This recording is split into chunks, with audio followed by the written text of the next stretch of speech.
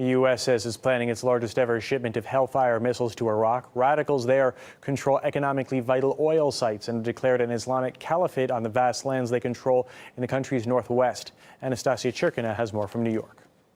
A record-sized shipment of Hellfire missiles to the Iraqi government from the U.S. is in the works. The U.S. State Department is reported to have approved, and the Pentagon is in the process of preparing to send over 5,000 AGM-114 type K, N, and R missiles and related parts to Iraq. The cost of this deal is estimated at a whopping $700 million. American aerospace giant Lockheed Martin is the prime contractor for the production and supply of these Hellfire missiles. This comes as the Iraqi government continues the fight against ISIS, the Islamist militant al-Qaeda-affiliated group who have been raging in the west and north of the country.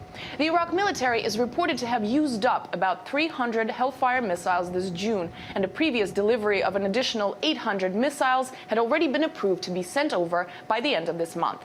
So this latest large planned shipment is in addition to the missiles that had already been sent over by the U.S. According to a Pentagon press release on this issue, the missile directly supports the government of Iraq and serves the interests of the people of Iraq and the United States. It also says that Iraq will use the Hellfire missile to help improve the Iraq Security Forces' capability to support current ongoing ground operations.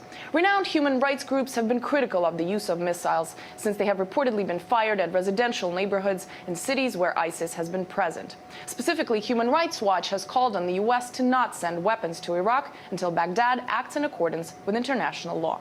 Anastasia Churkina, RT, New York. A look at exactly what the U.S. is sending to Iraq. The Hellfire missile can be fired from air or land, primarily to be used against armored ground targets. It's a guided system, so it's fairly easy to use.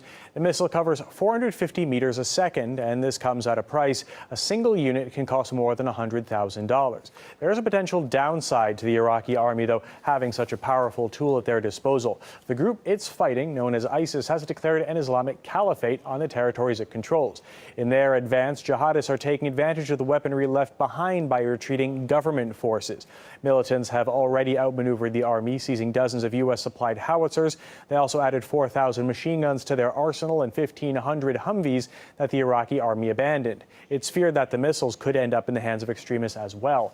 Anti-war activist Brian Becker thinks that arms dealers are the ones who will benefit most. It's 5,000 missiles. These are important munitions. They could have a devastating impact on the battlefield.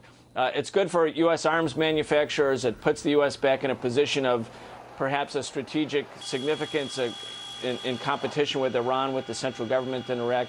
Will it change the equation on the battlefield? We don't know that. If we step back and look at what's really happened since 2003, the United States, because of its military intervention in Iraq, fractured the country. It fractured it along ethno-sectarian lines. It financed Shiite militias. It financed Sunni militias. It financed the Kurds. The U.S., as a matter of policy for 3 years, has funneled arms and weapons to arm the so-called Islamic extremists in Syria, and have now fractured Syria. The U.S. is trying to get back into Iraq to have a decisive impact, but it's a divide and ruin strategy that we've seen unfold in both Syria and in Iraq.